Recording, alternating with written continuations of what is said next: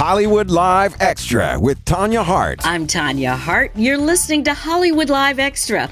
My guest today is someone you know and love. She has entertained us in several genres, and she's back with a new TV show on VH1. I'm talking about the inimitable Tamar Braxton. Hey, girl, welcome to Hollywood Live Extra. Hi, how are you? We're doing really well. I know you and I are both in the city quarantining. Yes. Yeah. How's it going? I mean, how have you been surviving? Okay, I'm just going to be 100%, right? So at first, it was really, really hard because I started quarantining like 2 days before my birthday, and I was having a meltdown because I couldn't be around my friends or couldn't be around my family, and that was really, really hard. And we didn't know what was going on in the world, and so it was quite an emotional point for me. But now I'm great. You know, I'm eating everything I want to eat. Praise God. You know. School is out. I don't have to be a school teacher no more. I'm back on quarantine vacation. Okay. Oh, my gosh. We need to talk about that because how old is your son? Logan is 6, so he's in the first grade. And I was not smarter than a first grader. I'm just going to put that out there. I wasn't at first. Okay, it has been, I can't even imagine. That's a whole other show. But to all of the parents that have been, doing homeschooling, it is much more than a notion. But let's talk about To Catch a Beautician. That's your new show. Yes. You're teaming up with Johnny Wright to put an end to some bad beauticians. Lord knows we all know some, but right now, I tell you what, I could use any beautician, but that's just me. I'm just saying. Well, and me too. And your next door neighbor and everybody else. We are all a hot mess together. And so that's why I'm so excited about this show, because I can identify with the client. You know, we all often have gone to get our hair done before, showed our beauticians a picture. They say they can do it, and then we look crazy because it don't look like the picture, right? We all have had that. Or we've had our regular stylist, like on the show on Monday, Taylor Coco, her stylist put her weave in too tight. I know I've had my weave in too tight 100,000 times, right? But in this particular time, she felt like Keisha was pulling her braids like she was playing tug of war, and it basically left a hole in her head. Now, I have been there where I felt like, my brain was being snatched with the weave. I have been there. So I can understand every emotion that she's feeling. She's wearing a scarf because it's too much tension to comb her hair. It's too much just tension, so she's wearing a scarf. She's covered up. She's feeling crazy, looking crazy. So we want to get to the bottom of it and confront her stylist. In this case, Keisha. Now I'm just gonna be honest. Keisha don't know I'm there, and she doesn't know that Taylor Coco was there. So we do a little ambush. But it's a friendly ambush because Keisha gets to tell her side of the story, which doesn't really add up as to what Taylor Coco's saying. And also Johnny gives her an opportunity to go through a boot camp to learn some new techniques and skills so this doesn't happen again. And then Keisha gets a chance to redeem herself. So it's a beautiful day at the end of the day sometimes. Sometime. So let's let everybody know who Johnny Wright is, though. Johnny Wright, of course, was Michelle Obama's stylist. Who are some of the other people he has worked with? Right now he's currently on Cameron Hall show, but he's in quarantine here. He got stuck here, and of course he's not in the studio, but he's our key hairstylist. And Kerry Washington, Queen Latifah, everybody you could think of. But for me, for him to have done Michelle Obama all 8 years that she's been in the White House with Barack, and her hair to still be intact, still be healthy, and still look like the picture on a perm box, I'm here for Johnny Wright, okay? Oh, yeah, no kidding. And in fact, I got to tell you, though, the most exciting thing for me when we knew that Barack had won the presidency, I said to everybody, I almost cried, I said, that means we're going to have a press and comb up in the White House. Yeah. I just thought that was kind of fun. And a healthy press and comb that is. A healthy one. Combing every day? Yes, we press and combing every day. You're not going to last long. But a good stylist who knows education, and that's what I love about Johnny Wright is that he's also talented, but, he's educated in hair care. And, some of the times, our clients would come in with a hair catastrophe and he could tell us exactly what happened chemically, which is, eye-opening because we as customers don't know that. We just want to look good, Mm-hmm. So it's really good that he can identify with the hairstylist and understand them and then tell them what happened wrong so they can fix it. Well, I'm really looking forward to this show. In fact, it premieres on Monday. This coming Monday. So Yes. we will be definitely watching that. It's so funny. I know people are listening to this and a lot of folks don't even understand. Why do Black women wear hair and spend so much money on hair? Why is that?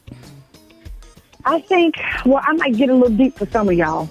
And please don't at me, okay? But I think sometimes us Black women have hair envy. Yeah. Like, we look at Jennifer Lopez, people like Jennifer Lopez, and she has thick, beautiful hair, and, she can wear hair in the top knot, and she's, 45 years old, and her hair is just... Oh, no, she's 50, honey. 22. Oh, I can't do it with you. I didn't say that. No.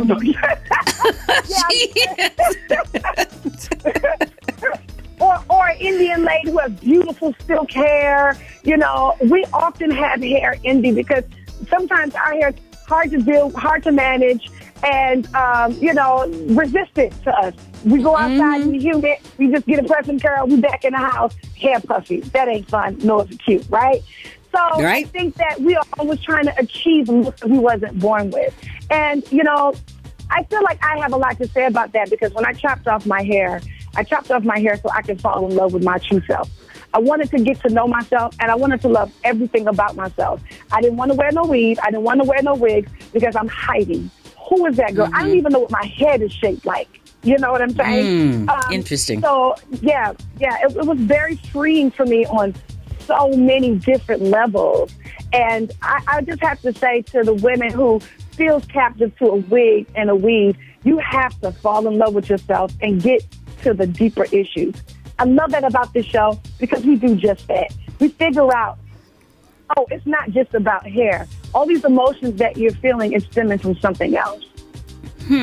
Oh, I can't wait for this because I absolutely agree with you.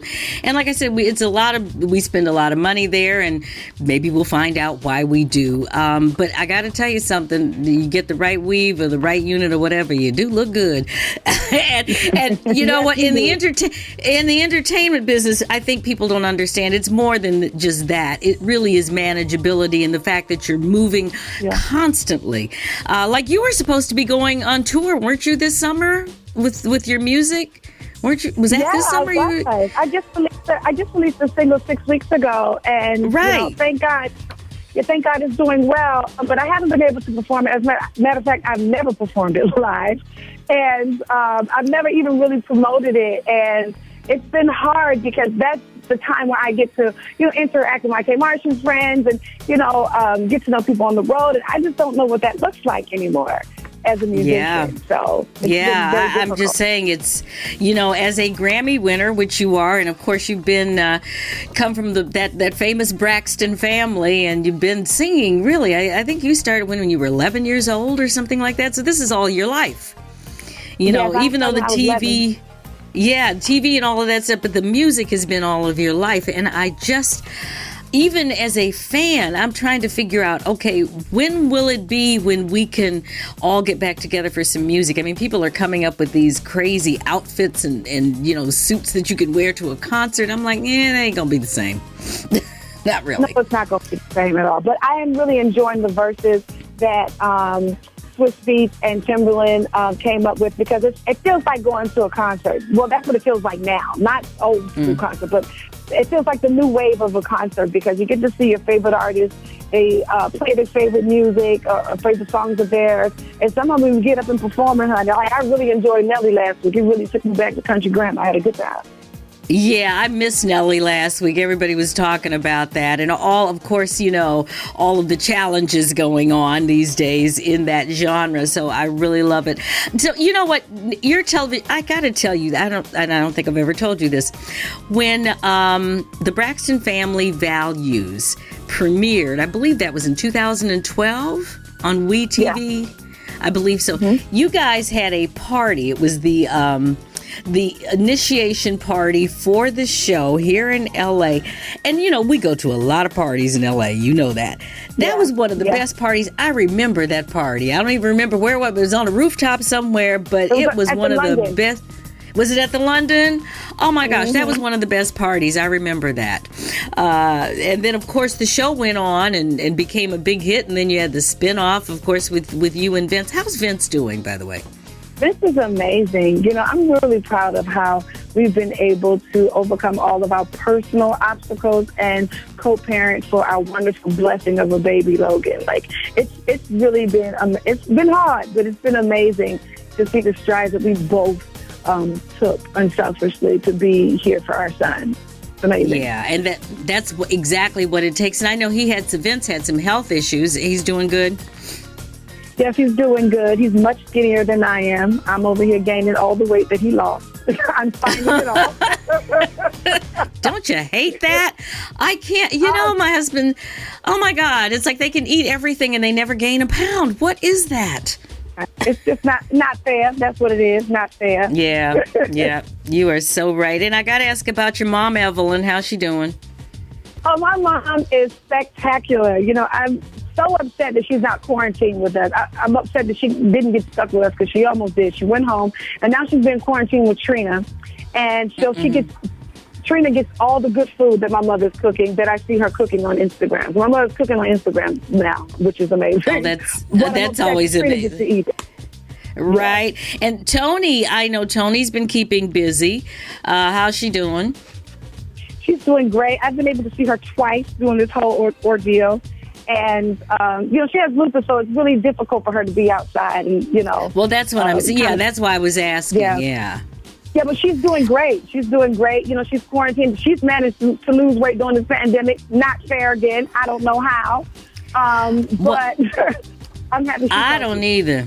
I got to tell you something. Since you and I you're like 10 minutes from me. I didn't realize you were in downtown LA. I'm in Los Feliz. Yep. So when this is over, girl, we going to get out here and start walking in these hills. I just haven't been doing it because there've been too many people out there walking. A lot of people out here walking. And to be honest, I've been living in fear for a while to even do anything unnecessary outside. So, that's not living in fear. That's smart. Yeah, that's definitely smart. And so, like I said, I'm grabbing you up. We're going to get out here and hit the whatever as soon as we can get out. Listen, thank you so much for joining. Will you come on again soon? Will you come anytime? Absolutely. But Braxton will be back, so I'll be back. Very good. We love you here at American Urban Radio Networks and online. Thank you so much. You're listening to Hollywood Live Extra. My guest today, of course, is the one and only Tamar Braxton. You know her and you love her, like I said. And don't forget to